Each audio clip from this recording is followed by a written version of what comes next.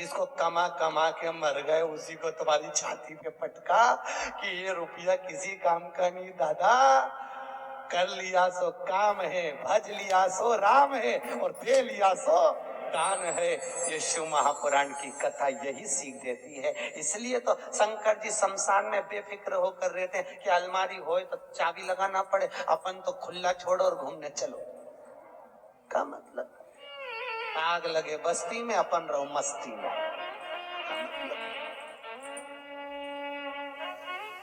क्या मतलब? नामदेव जी का चरित्र सुना? नामदेव जी, एक बार नामदेव जी की कुटिया में आग लग गई।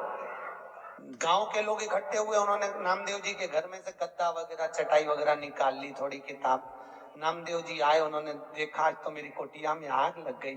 धन्य है रे भगवान, बारे मेरा पांडुरंगा, हरि विठल, गजब करा तूने, आज अग्नि के रूप में आ गया। बारे प्रभु वाह। नामदेव जी से लोगों ने काम ने इतना सामान बचा लिया। नामदेव जी बोले काय को बचाया? भगवान आए थे, दे दो, लाओ दो। गद्दा भी पटक दिया, चटाई भी पटक दी, रजाई भी पटक दी। गांव के लोगों ने सोचा अपन ने तो बचाया, बताओ इसको देखो तो सही, पूरा आगी में पटक दिया। अगली बार लगने दे आग, अपन एक चीज नहीं बचा। और एक गांव का लोग इसको ओढ़ने के लिए कुछ मत देना, ठंड का समय, ठंड में मर जाएगा अपने आप। नामदेव जी आगी लगी, कुकड़ते कुकड़ते सो रहे। गांव के लोगों ने कहा एक रात सोएगा ना बिना रजाई गद्दा के मर ही जाएगा, मत दो। एक गांव के लोगों ने दिया ही नहीं, सब चले गए। इसको सबक देना जरूरी है। नामदेव जी रात को सोए। भगवान ने सोचा अग्नि के रूप में भी मेरा दर्शन करा इस नामदेव ने, मेरा भगत है, ऐसा ठंड में उकड़ उकड़ के मर जाए क्या मतलब। भगवान रात को आके मखमल का गद्दा बिछा के, मखमल की रजाई, सुंदर तकिया, सुंदर झोपड़ा बना के भगवान ने उसको सुलाया। गांव के लोगों ने सोचा चलो चल के देखे जिंदा है कि मर गया। जो जाके देखा वे तो मखमल के गद्दे रजाई में, एक नंबर झोपड़े में सो रिया। नामदेव जी को जगा के गांव के लोगों ने पूछा क्यों इतना जोरदार झोपड़ा किसने बनाया महल जैसा? कौन आया था तुम्हारा रिश्तेदार? नामदेव जी बोले हाँ। एक रात में बना गया? हाँ भैया नामदेव, तेरा रिश्तेदार झोपड़ा अच्छा बनाया, ऐसा झोपड़ा हमारा भी बनवा दे। नामदेव ने कहा लगाओ हाथ। अभी तुम्हारे घर में आग लगाओ, वो बना के जाएगा। प्रैक्टिकल तो करो, करो तो सच। आदमी कितनी मेहनत करा वो नहीं दिखता, परंतु ये महल कैसे बनता है, ये इतना माल कैसे आ गया, ये कैसे हो गया? अरे भाई मेहनत तो लगा, आग अपने अपने घर में भी लगा, अभी आएगा रात के बनाने, लगाओ तो करना पड़ता है। भजन नहीं करो तो भगवान मिले? शिव करुणा सागर शंकर ने, देवराज भगवान शंकर के शिवलिंग का स्मरण कर कर शिव में समाहित हो गया, प्राण छूट गए, शंकर के धाम गया। महत्व वर्णन करता है कि बिंदुक नाम का ब्राह्मण था जिसकी धर्म पत्नी का नाम था चंचुला देवी। क्या नाम था? चंचुला। एक होती है धर्म पत्नी, एक होती है पत्नी। ये चंचुला जो थी ये धर्म पत्नी नहीं थी, ये पत्नी थी। धर्म पत्नी और पत्नी दोनों में जमीन और आसमान का अंतर होता है। धर्म पत्नी पति को धर्म के पथ पर लेकर जाती है, धर्म पत्नी पति को शिव महापुराण तक लेकर जाती है, और पत्नी पति को सिनेमा घर तक लेकर जाती है। अंतर।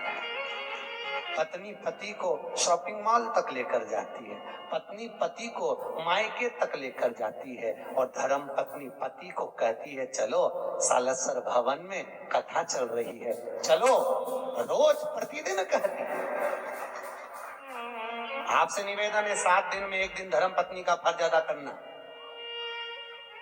और शिव महापुराण की कथा कहती है धर्म पत्नी का फर्ज ये भी है कि पति को धर्म के पथ पर लेकर आए, और अगर पति कथा में नहीं आ रहा हो तो जितनी कथा यहाँ सुनो उतनी कथा घर जाके सुनाओ। यही बात हमने पूना में मंगलवार पेट में कही थी कि जितनी कथा यहाँ सुनो घर जाके सुनाओ। एक नई नवेली बहू तीसरे दिन कथा में आके बोली गुरुजी आज मेरा सेठ कथा में आया है। मैंने कहा बहन मिलवाना हो। आखिरी में वो बेलपत्र लेने आया तो हमने पूछा भैया 3 दिन कथा में नहीं आया, आज चौथे दिन कैसे आया? उसने कहा गुरुजी रात को 9 से 12 सुनने से अच्छा है दिन में 2 से 5 सुन लूं। ये पूरी रात बैठ के तुम्हारी कथा सुनाती रहती है। आपसे भी निवेदन है, आप भी प्रतिदिन नियम बना लो, जितनी यहां से सुन के जाओ बस चरण दबा दबा के जी वो सीवर वाला महाराज बोला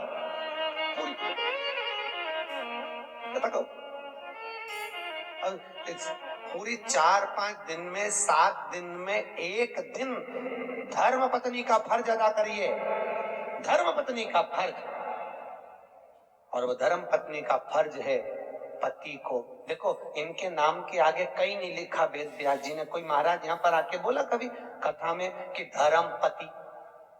नहीं बोला कहीं का नहीं, क्योंकि संतों को मालूम था, वेद व्यास जी को मालूम था घर परिवार चलाना है तो झूठ बोलना पड़ेगा, कपट करना पड़ेगा, बेईमानी करना पड़ेगा, प्रपंच करना पड़ेगा, तब जाकर ये घर चला पाएगा। इसलिए पुरुषों के नाम के आगे धर्मपति नहीं लिखा, पर तुम्हारे नाम के आगे धर्म पत्नी इसलिए लिखा कि ये कैसी भी कमाई करके लाएगा, चाहे झूठ बोल के लाए, बेईमानी करके लाए, प्रपंच कर लाए, पर लाकर किसको देगा? अरे बोलो तो धर्म पत्नी को। और तुम्हें ला कर देगा तो तुम धर्म के पथ पर चलना, उसकी कमाई में से थोड़ा सा निकालना, तो धर्म में सत्कर्म में शिव महापुराण में लगाना, तो पति को भी बैकुंठ ले जाना और खुद भी चली जाना। पर माताओं ने उसकी कमाई में से निकाला तो सही, पर शिव पुराण में लगाने की जगह डेंटिंग पेंटिंग में लगाया ही। अब पुराण में तो कम लगा, अब पुराण में लगा सब। धर्म में लगाई, सत्कर्म में लगाई है, भजन में लगाई। नाम तुम्हारा क्या है बोलो तो? धर्म पत्नी। एक आध बार पूछा करो अपने पति से, दिन भर कमाते रहते हो, 5 मिनट की फुर्सत नहीं भगवान का नाम लेने की। कथा हो रही है वैशाख के महीने में, ना जाने कब मिलेगी, सालासर भवन में हो रही है, चलो बैठकर मेरे साथ कथा सुन। चलो चलिए। मेरे को वो चेन्नई के महेश्वरी धर्मशाला में, महेश्वरी भवन में कथा थी, तो ताराचंद जी मोहता और जीवन जी राठी दोनों बोले गुरुजी आप इस शिव महापुराण के जो जजमान बने ना, इनकी पत्नी बड़ी विचित्र है। क्या नाम था उनका? डागा परिवार, डागा जी। सेलम में उनकी स्टील की 4 फैक्ट्रियां हैं, बर्तन की स्टील की। तो जीवन जी मोहता जी बोले, ताराचंद जी मोहता बोले कि गुरुजी इनकी ये जजमान जो बने हैं बड़े विचित्र बने। क्या हुआ हमने पूछा। जीवन जी राठी बोले गुरुजी जजमान पद लेने को तैयार नहीं थे, क्योंकि घर में कोई करने वाला नहीं, बैठने वाला नहीं, कथा में कौन बैठे। तो पत्नी ने पति से कहा स्वामी समाज के लोग कथा करा रहे हैं, शिव महापुराण की कथा, उसके यजमान पद लेना। भागवत के यजमान बनना सरल है, और शिव महापुराण के यजमान बनना कठिन है। हम इसलिए अग्रवाल जी को बार बार धन्यवाद देते हैं। तो जीवन जी बोले गुरुजी हमने इनसे कहा, इन्होंने अपने पति से कहा, पति ने मना कर दिया, फैक्ट्री से फुर्सत नहीं, समय नहीं। बेटे से कहा तू बैठ जा कथा में जजमान बन के। बेटा बोला पापा मेरे को फुर्सत नहीं, ऑफिस कौन संभालेगा, एक ही लड़का।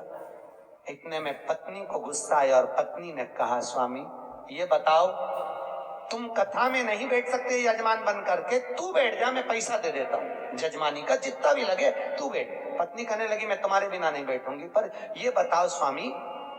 वो डागा जी की पत्नी कहती है मुझे ये बताओ कि मैं अगर मर जाऊंगी तो तुम ऑफिस में से कितने दिन छुट्टी रखोगे, वो बताओ। पति कहने लगा फालतू की बात करती है तू, क्यों ऐसी बात कर रही है? नहीं मुझे बताओ कि मैं मर जाऊंगी तो छुट्टी कितने दिन की रखोगे। कभी आप लोग चेन्नई जाएं तो जीवन जी वहां पर, जीवन जी राठी वहां के अध्यक्ष हैं, आप उनसे पूछना चेन्नई महेश्वर, आप बताओ कितने दिन छुट्टी रखोगे। डागा जी ने कहा फालतू की बात मत कर, क्या चाहती है वो बोल, कि बस मैं मरूं तब तुम ऑफिस की छुट्टी मत करना, पर 7 दिन शिव महापुराण के जजमान यही समझकर बैठ जाओ कि मैं मर गई हूं, चलो मेरे साथ बैठो, कम से कम धर्म में तो मैं तुमको। और वो दागा जी ने एक बार शिव महापुराण के यजमान बने और महेश्वरी भवन में 5 साल लगातार शिव महापुराण की कथा करवाई, वही दागा जी ने जो एक बार यजमान। भैया शिव महापुराण के यजमान बनना बहुत कठिन, बहुत कठिन। ना जाने कौन सा पुण्य हमारा इकट्ठा होता है, ना जाने कौन कौन सा दान पुण्य सत्कर्म हमारा इकट्ठा होता है, तब जाकर अपने परिवार द्वारा शिव महापुराण की कथा हो पाती है। ये करुणा। हम तो कहते हैं कंसल जी आपके परिवार में कहीं ना कहीं आपके पूर्वजों को बहुत आशीर्वाद है, पितरों का बहुत करुणा है आपके पूर्वजों के पितरों।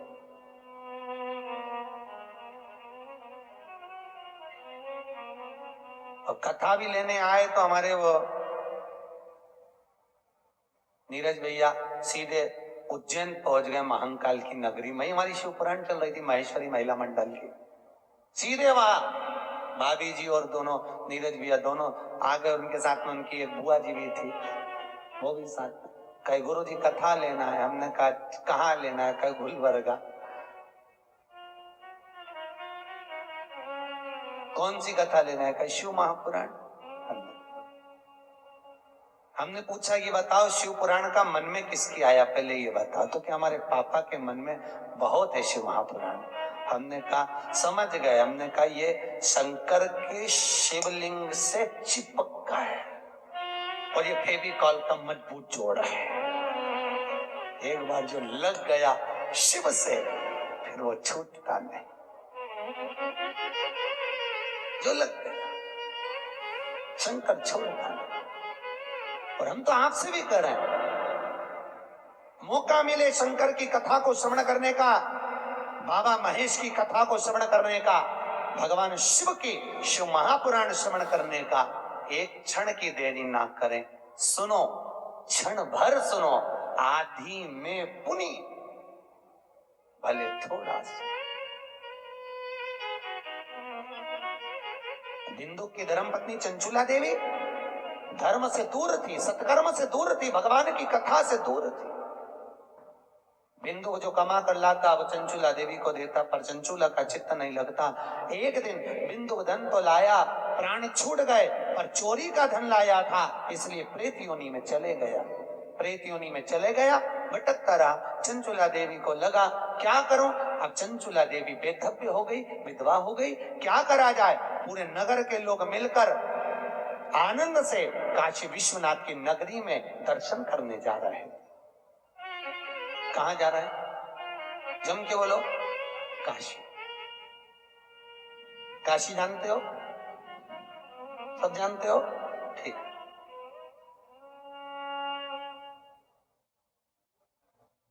किसने करी थी काशी विश्वनाथ की स्थापना? शिव महापुराण कहती है दुनिया के लोगों को शनि लगता है। शनि को शंकर लग गया था। शनि को कौन लगा था? शंकर।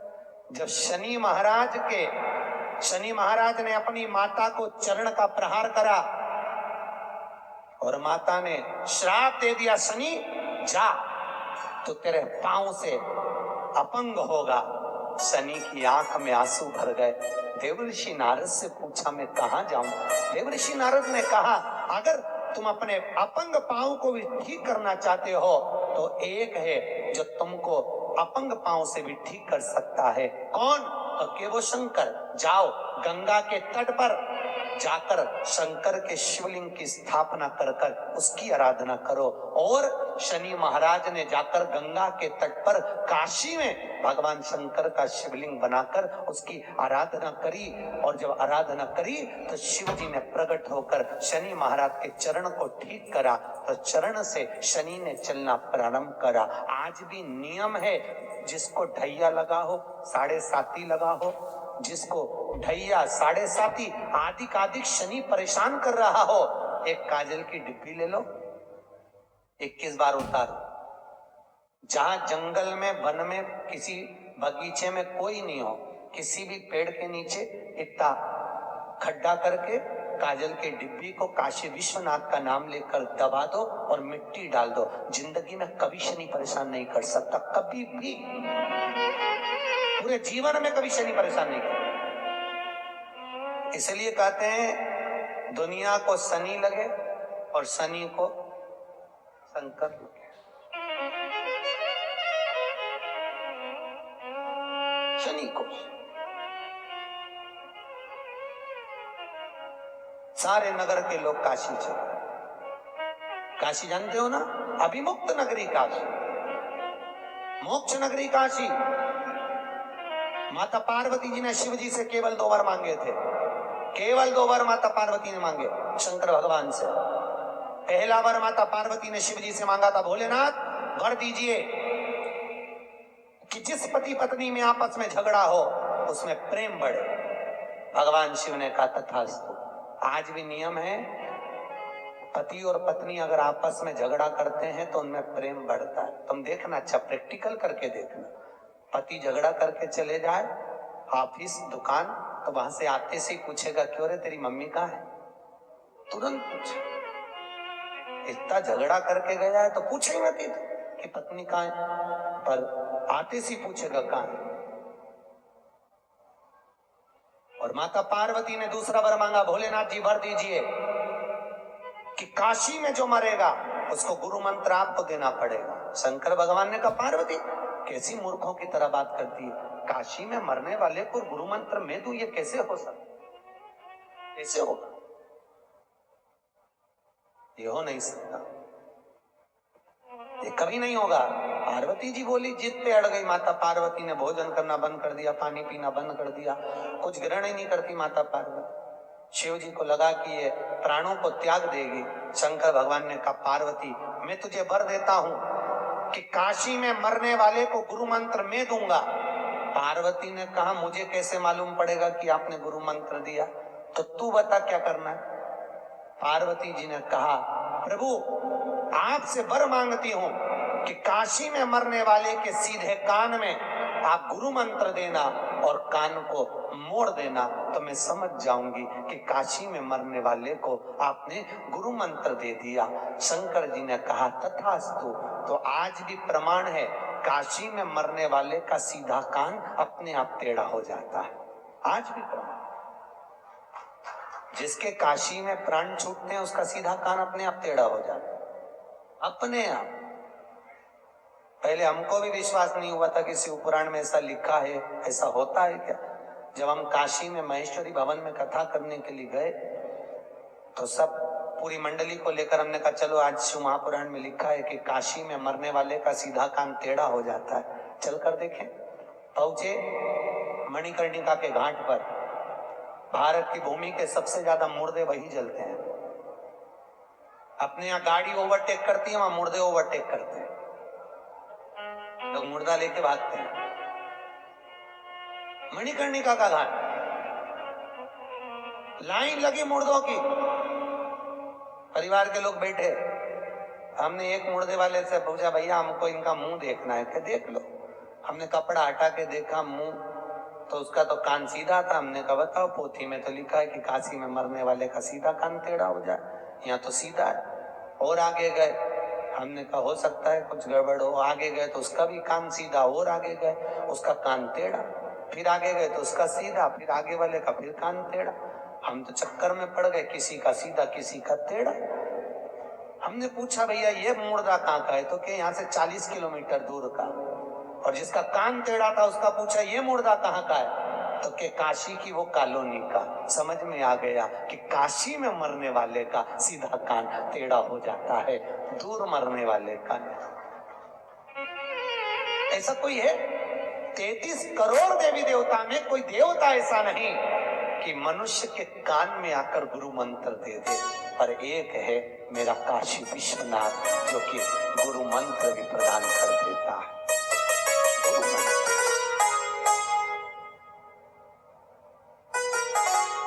इसलिए ओम नमः शिवाय, ओम नमः शिवाय, हरे हरे बोले नमः शिवाय। जपो जपते रहो भजन निरंतर शिव काज, शिव काज।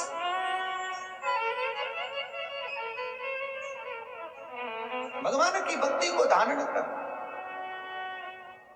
आज भी शास्त्र कहता है अगर हम काशी नहीं जाते तो 5 बार मुख से काशी काशी जप लो। क्या नाम जपना?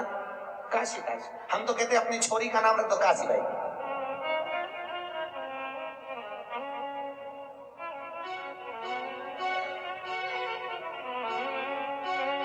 काहे तो गलत काहे का नाम दे बता।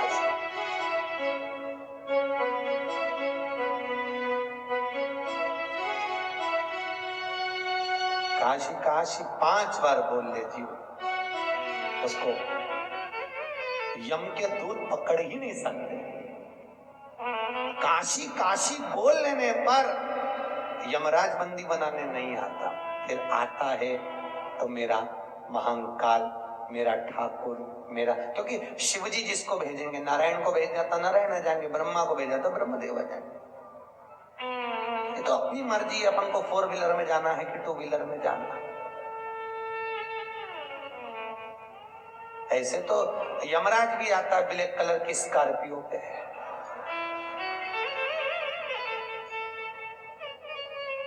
और ऐसे तो भगवान भी आते हैं 2 व्हीलर पर, गरुड़ पर। आते कि नहीं आते? अब मन अपना, अच्छा ईमानदारी से बोलो तो 4 व्हीलर में बैठने में मजा आता है कि 2 व्हीलर पे? सत्य बोलना है। 2 व्हीलर पे क्यों? 4 व्हीलर में पति इधर, पत्नी इधर, 2 व्हीलर पे 2 व्हीलर। इसलिए भगवान से कहते रहा करो, भगवान कृपा करना, हमारे लिए 4 व्हीलर मत भेजना, हमारे लिए तो हमारा ठाकुर, हमारा काशी विश्वनाथ नारायण को भेजे। जब वो गरुड़ पर चढ़कर आए, जैसे लक्ष्मी पीछे से बैया डालकर बैठे, ऐसे मैं नारायण की बैया डालूं और उड़कर सीधे चले जाऊं, ऐसी करुणा। नहीं, अगर 4 व्हीलर पे जाना हो, ब्लैक कलर की स्कॉर्पियो में, तो मर्जी तुम्हारी, मन तुम्हारा।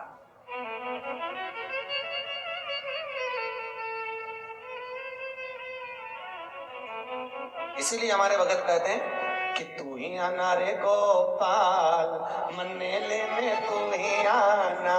अरे तू ही आना रे गोपाल, मन्ने लेने तू ही आना।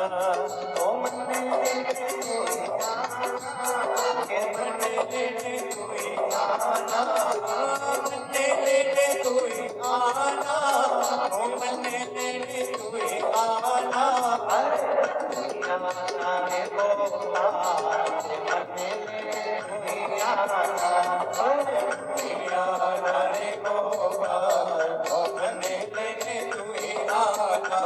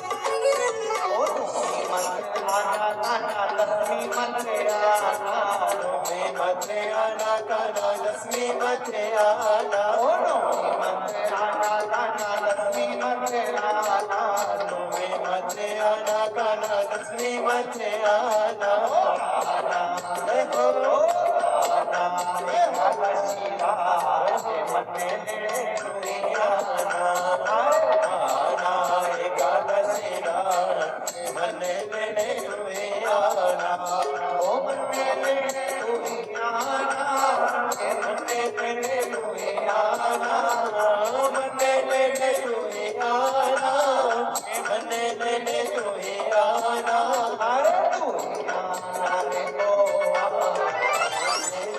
तुई आना तुई आना रे गोपाल मने लेने तुई आना हो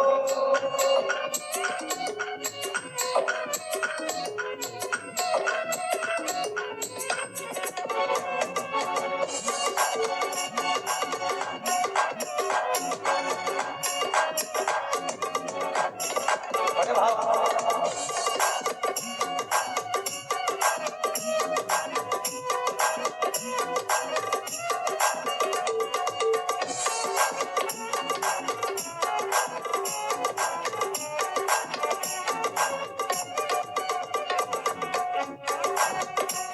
बड़े आनंद से भाव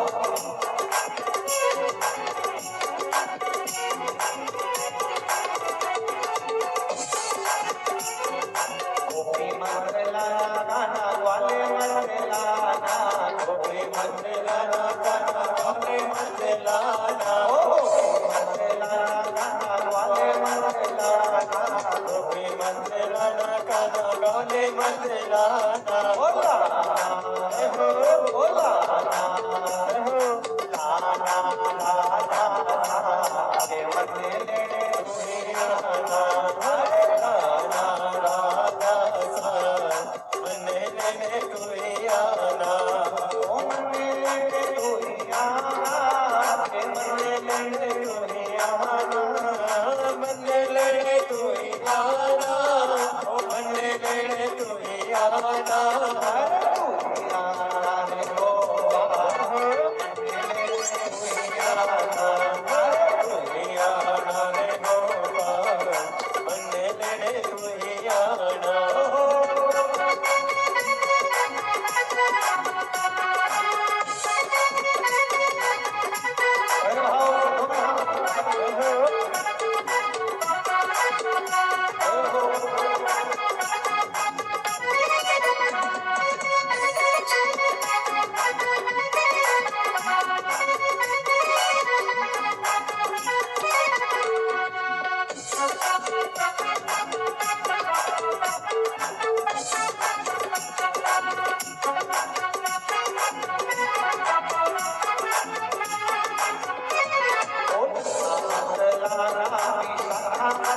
ललता मत लाना विशाखा मत लाना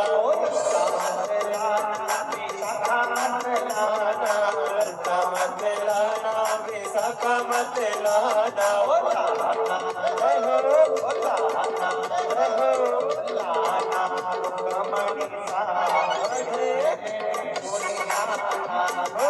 लाना रुक्मणी साथ मन लेने तुई आना मन लेने तुई आना मन लेने तुई आना मन लेने तुई आना मन लेने तुई आना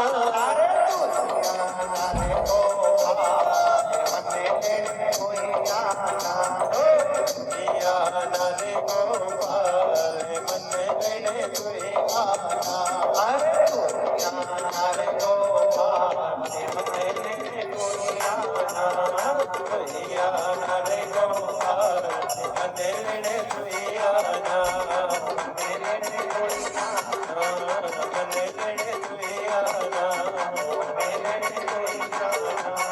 लेने तुई आना भगवान काशी विश्वनाथ शिव शंकर ओम हरिदान दयालु दाता करुणा सागर ने करुणा કરી चंचुला देवी आज काशी जा रही है पूरे नगर के साथ, और माता चंचुला देवी ने आज काशी में पहुंचकर किसी ब्राह्मण के मुख से गंगा जी के तट पर शिव महापुराण की कथा को श्रवण किया। और शिव कथा ऐसी सुनी माता चंचुला देवी ने कि शिव के धाम में माता पार्वती जी की सखी बन गई, रिटर्न बन पार्वती की सखी। और माता पार्वती जी की जब सखी बन गई,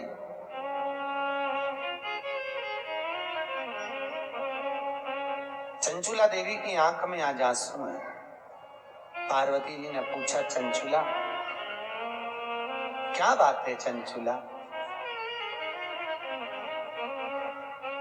जो तुम चंचुला देवी आखिर बात क्या है जो तुम्हारी आंखों में आंसू है? पार्वती जी ने जैसे पूछा तो माता पार्वती उसी समय पर चंचुला देवी के शब्दों को सुना। चंचुला ने कहा, मेरा पति प्रेत योनि में भटक रहा है, उसको मुक्ति नहीं मिल रही, मैं क्या करूं कि मोक्ष मिले? पार्वती जी ने कहा, एक काम करो चंचुला देवी, तुम एक बार शिव महापुराण की कथा करवाओ, उससे जीव किसी भी योनि में हो वो मोक्ष पा जाता। चंचुला देवी ने कहा, कथा किससे करवाऊं? भागवत हो तो ब्राह्मण कर देवे, रामायण हो तो ब्राह्मण कर देवे, क्योंकि भागवत रामायण गीता आदि आदि में जो भेंट चढ़ती है वो तो काम में आ भी जाए, पर शिव महापुराण में तो भेंट का भी महत्व था। किससे करवाया? पार्वती जी ने कहा, काम करो नारद जी के पास जाओ। नारद जी, तो नारद जी के पास चंचुला देवी ने जाकर कहा, नारद जी आप हमारे पति के मोक्षार्थ शिव महापुराण की कथा कर दी। शिव पुराण। नारद जी ने कहा, भैया कथा तो मैं कर नहीं सकता, क्योंकि मुझे तो श्राप लगा है कि मैं एक जगह पे बैठ नहीं सकता। अच्छा, नारद जी को जो श्राप लगा, ऐसा श्राप किसी किसी को लगा रहता है, ऐसा नहीं है। कथा सुनने सब आते हैं, नारद भी आता, निंद्रा देवी भी आती। कोई कथा में सो रहा हो, नींद आ जाए तो समझ लो कुंभकर्ण की पत्नी आज कथा में आ गई, ठीक है।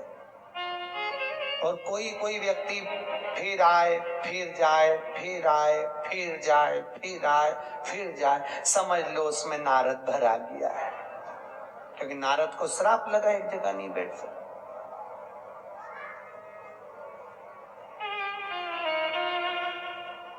अब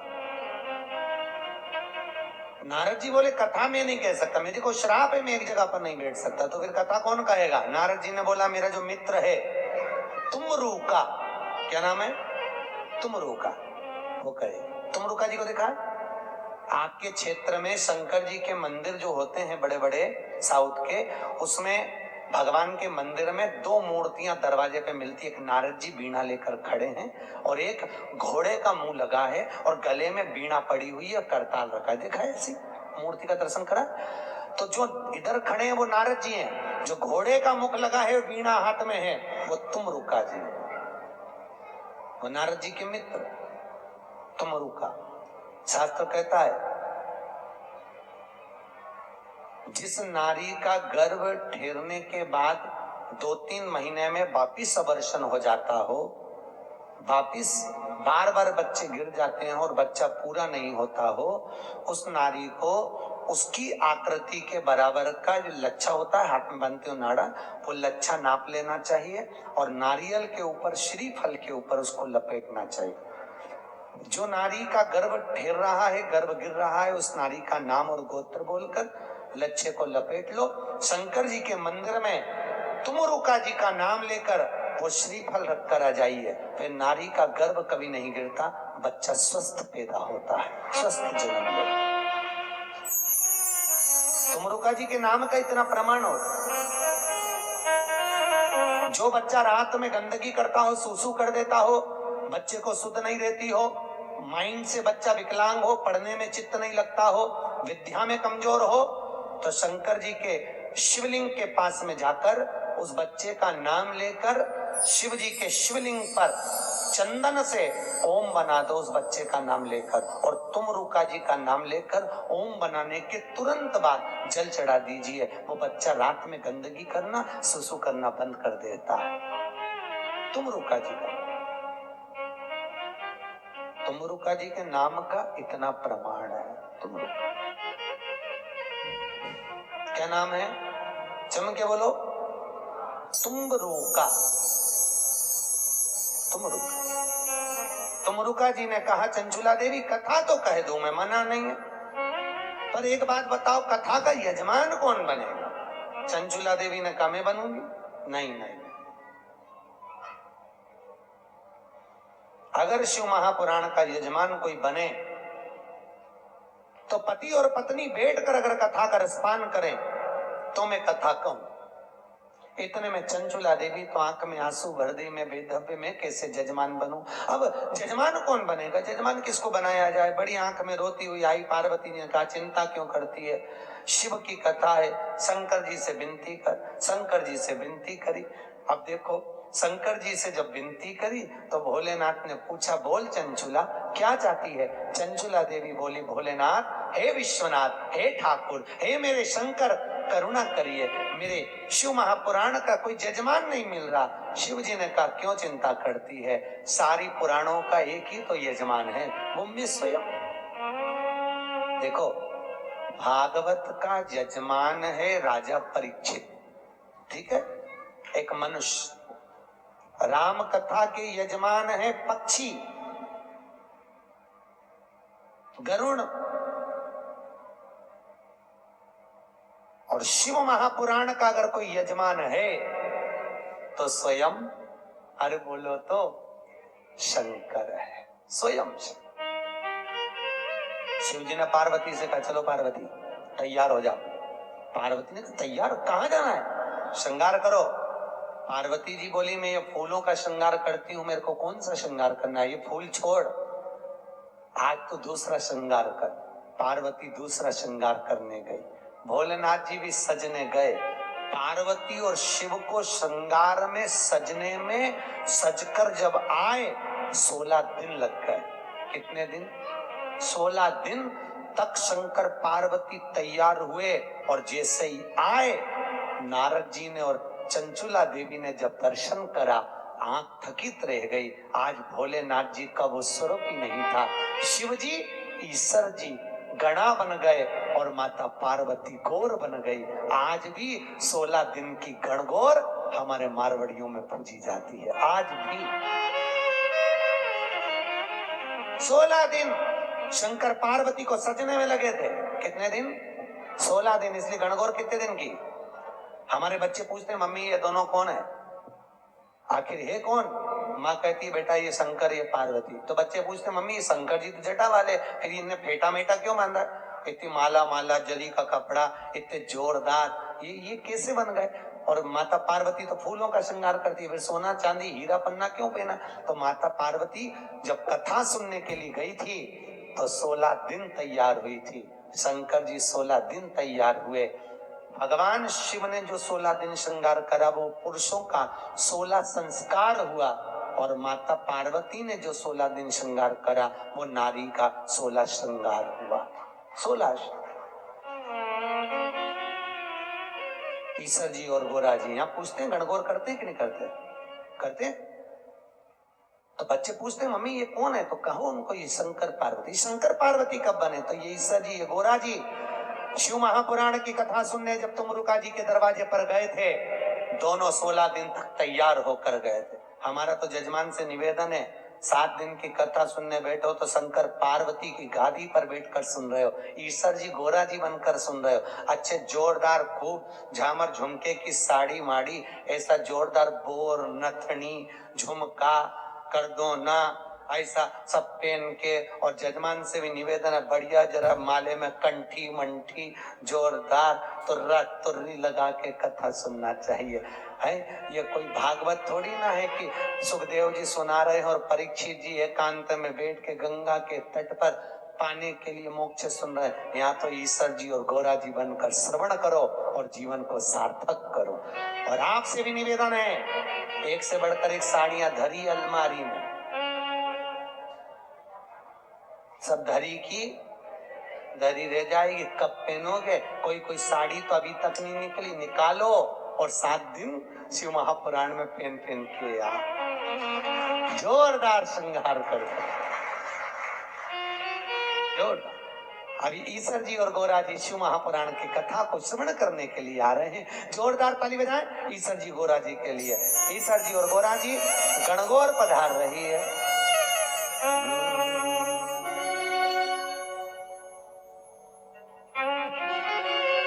शिव शंकर चले कैलाश बुंदिया पढ़ने, शिव शंकर चले कैलाश बुंदिया। ईश्वर जी गौरा जी आ रहे, जोरदार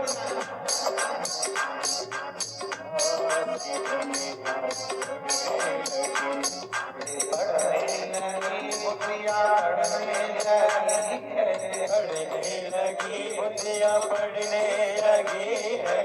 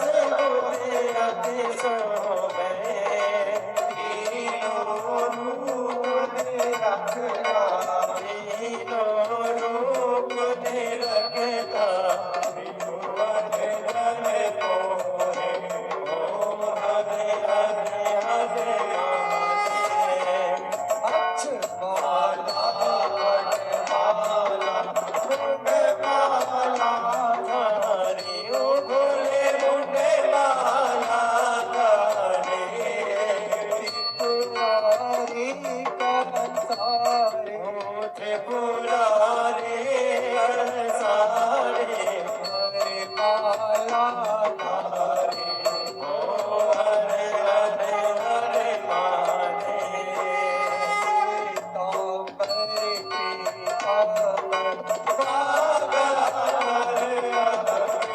भोले बाबा मरे आगे सरकारिक सरकारिक ब्रह्मादिक भूतादिक ओ हरे हरे हरे महादेव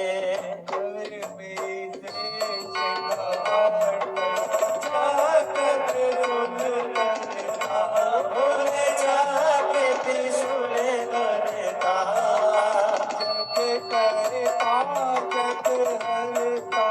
जगे करता जगे हटता ओ हरे हरे हरे महादेव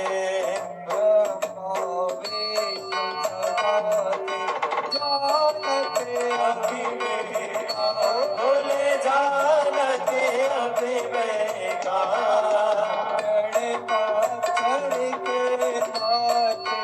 ओम अक्षर के महादेव ओ हरे हरे हरे महादेव काशी में विश्वनाथ विराज नाते ब्रह्मचारी ओ भोलेनाथ ब्रह्मचारी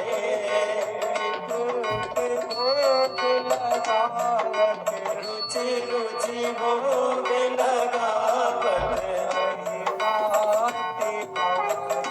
ओ हरे हरे हरे महादेव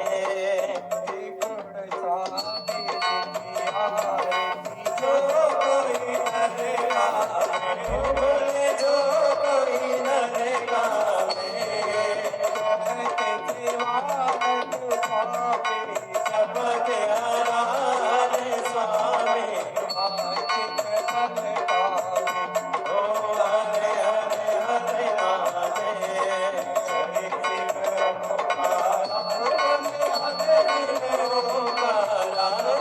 पार्वती का प्यारा बड़े जलधारा मगशाला जीवन वाला नयन वाला नयन वाला तन प्रतिपाला यम काला विष्णु सदा से भोले भोले नाथ महासे हरे हरे महादेव भोले संसार सारम मुझे सदा बसंत में प्यार सहितम नमामि अच्युतम केशवम राम नारायणम कृष्ण दामोदरम वासुदेवम श्रीराम माधवम गोपिका वंदनम जानकी नायकम श्री रामचंद्रम हरे जानकी नायकम रामचंद्रम हरे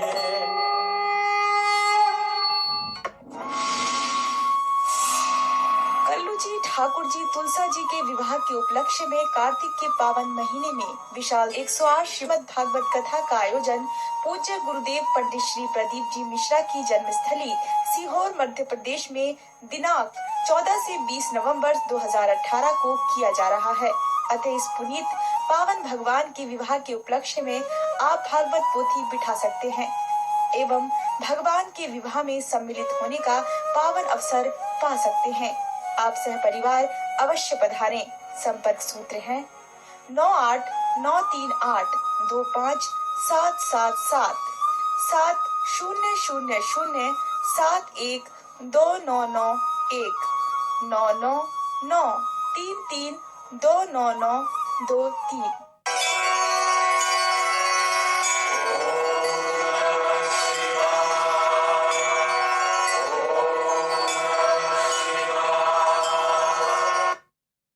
भोलेनाथ दया करना, मैं तेरे भरोसे हूँ। मेरे बाबा दया करना, मैं तेरे भरोसे ना घर के भरोसे हूँ, ना परिवार के भरोसे हूँ,